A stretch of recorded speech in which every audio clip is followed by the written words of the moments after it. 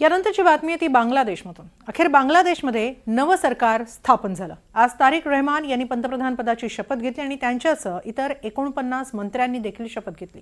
रहमान यांच्या या मंत्रिमंडळात 2 हिंदू मंत्र्यांना आणि एका बौद्ध मंत्र्यालाही स्थान देण्यात आले। एकूणच आपलं सरकार सर्वसमावेशक आणि पुरोगामी असेल असा संदेश देण्याचा प्रयत्न रहमान यांनी केलाय।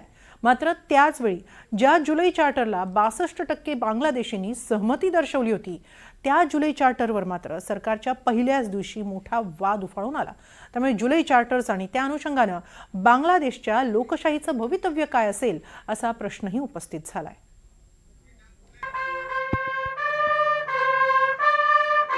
बांगलादेशमध्ये रहमान सरकारचा शपथविधी मोठ्या थाटामाटात पार पडला। 13 देशांचे प्रतिनिधी आणि हजारो बांगलादेशी नागरिकांच्या साक्षीने हा शपथविधी संसद भवनाच्या साऊथ प्लाझामध्ये संपन्न झाला। 35 वर्षांनंतर बांग्लादेशला पुरुष पंतप्रधान मिळाला। এবার মাননীয় প্রধানমন্ত্রীর গোপনীয়তার শপথ পাঠ পরিচালনা করার জন্য রাষ্ট্রপতি মহোদয়কে বিনীত অনুরোধ জানাচ্ছি। আমি তারেক রহমান সশস্ত্র চিত্রে শপথ করিতেছি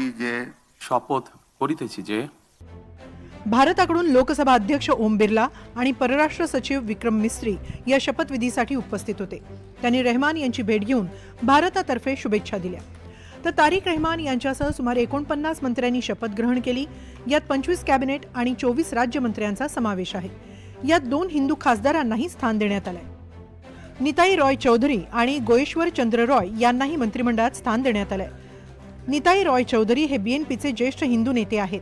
या व्यतिरिक्त दीपेन दिवाण या बांगलादेशच्या दुर्गम भागातील आदिवासी जमातीतील नेत्यालाही मंत्रिमंडळात समाविष्ट करण्यात आले। याद्वारे रहमान यांच्या मंत्रिमंडळात सुमारे 8% बांगलादेशी हिंदू लोकसंख्येला 2% हिंदू प्रतिनिधित्व देण्यात आल्याचं बोललं जात आहे। निताई रॉय चौधरी हे ज्येष्ठ बीएनपी नेते आहेत। व्यवसायाने ते वकील आहेत। छात्र संघासह त्यांनी राजकीय कारकिर्दीला सुरुवात केली। 1988 मध्ये मगुरा 2 मतदारसंघातून ते संसदेवर निवडून गेले। 1990 मध्ये युवक आणि क्रीडा मंत्री झाले। लष्करी राजवटीच्या पतनानंतर त्यांनी बीएनपी मध्ये प्रवेश केला। तर मंत्रिमंडळात 3 महिला मंत्र्यांनाही स्थान देण्यात आले। एकूणच बांगलादेशचं नवं सरकार हे पुरोगामी आणि सर्वसमावेशक असेल असं चित्र सध्या तरी रहमान सरकारनं दाखवलंय।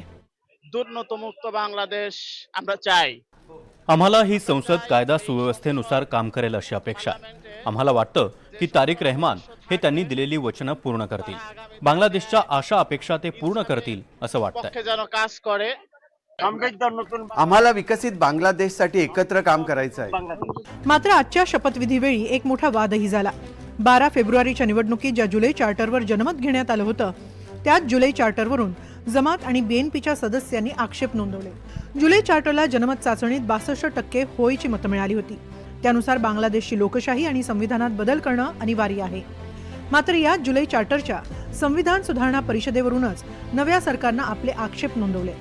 त्यामुळे नव्या बदलांबाबत राजकीय संघर्ष तीव्र होऊ शकतो।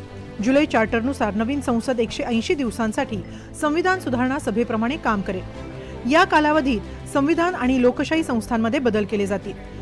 मात्र अशा कोणत्याही परिषदेची सध्याच्या संविधानात तरतूद नाही।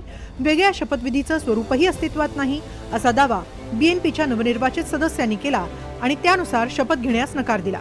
विशेष म्हणजे तारिक रहमान यांच्या उपस्थितीतच ही भूमिका जाहीर करण्यात आली। तर जमातच्या सदस्यांनीही या परिषदेसाठी शपथ घेण्यास नकार दिला।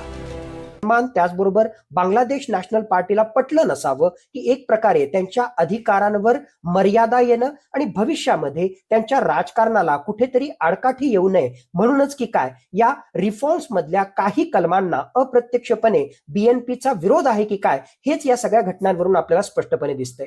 येणाऱ्या काळामध्ये टेक्निकली नक्कीच या रेफरंडमशी संबंधित बांगलादेशच्या पार्लमेंटमध्ये आज तशा प्रकारचा प्रस्ताव आणावा लागणार आहे आणि अधिकृतरित्या तो प्रस्ताव पास झाल्यानंतरच ही कॉन्स्टिट्यूशनल अमेंडमेंट अस्तित्वात येईल आणि त्याच्या आधारावरच कॉन्स्टिट्यूशनच्या आधारावर या सगळ्या गोष्टी ज्या आहेत त्या बंधनकारक ठरणार आहेत। टेक्निकली तांत्रिक दृष्ट्या आज घडीला बीएनपी पार्टीचा हा निर्णय जरी योग्य त्या ठिकाणी वाटत असला तरी या कॉन्स्टिट्यूशनल रिफॉर्म्सच्या विरोधात जाऊन अशा प्रकारची शपथ घेणं म्हणजे हा सरळ सरळ बांगलादेशच्या जनतेचा अपमान आहे, त्या जनमताचा अपमान आहे। विशेष म्हणजे या दोन्ही पक्षांनी जुलै चार्टरवर मात्र 2025 मध्ये स्वाक्षरी केली होती। आता सत्तेत आल्यानंतर मात्र बीएनपीचा सूर बदललाय। बीएनपीच्या मतानुसार या परिषदेला वैध बनवण्यासाठी आधी संविधानात दुरुस्ती करावी लागेल, तिचा समावेश करावा लागेल, नंतर संसदेत स्वीकारावा लागेल आणि त्यानंतरच शपथेला कोणताही कायदेशीर आधार मिळेल. कोणतीही व्यक्ती केवळ 2 वेळाच पंतप्रधानपदी बसेल. पंतप्रधानांच्या कार्यावर नजर ठेवण्याचे अधिकार राष्ट्रपतींकडे असतील. कोर्टाचं राजकीय प्रभावापासून संरक्षण करणं, तसंच त्याचं स्वातंत्र्य अधोरेखित करणं, तसंच महिलांचं राजकारणातील योगदान आणि अस्तित्व वाढवणं, त्यांना अधिक अधिकार देणं अशी उद्दिष्ट ठेवण्यात आली आहेत. तर या व्यतिरिक्त इतरही सुधारणा यातून सुचवण्यात आल्या. द्विसदनीय कायदेमंडळ म्हणजेच कनिष्ठ सभागृह आणि वरिष्ठ सभागृह किंवा सिनेट प्रस्तावित करणं, संसद सदस्यांना त्यांच्या पक्षाच्या विरोधात मतदान करण्याचं अधिक स्वातंत्र्य देण्यासाठी नियमांमध्ये सुधारणा करणं, निवडणुकांवर देखरेख ठेवण्यासाठी तटस्थ काळजीवाहू सरकार प्रणाली पुनर्संचयित करणं, बांगलादेशला बहुजातीय आणि बहुधार्मिक राष्ट्र म्हणून औपचारिक मान्यता देणं, 2024च्या उठावात सहभागी झालेल्या जुलै लढवई यांना कायदेशीर संरक्षण देणं, अशा काही सुधारणा सुचवण्यात आल्या. त्यामुळे आता बांगलादेशमध्ये नवं सरकार आलेलं असलं तरी ते नव्यानं वाटचाल करणार की पुन्हा जुन्याच नेत्यांच्या चुका करणार? शिवाय ज्या जुलै चार्टरला 62% मतदारांनी मत दिलं त्यांच्या मतांचा अनादर करणार का, असा सवालही उपस्थित होतोय. त्यामुळेच बांगलादेशमध्ये जुलै चार्टर आणि पर्यायानं लोकशाहीच्या भवितव्यावर पुन्हा प्रश्नचिन्ह निर्माण झालंय. Bureau report, NDTV Marathi.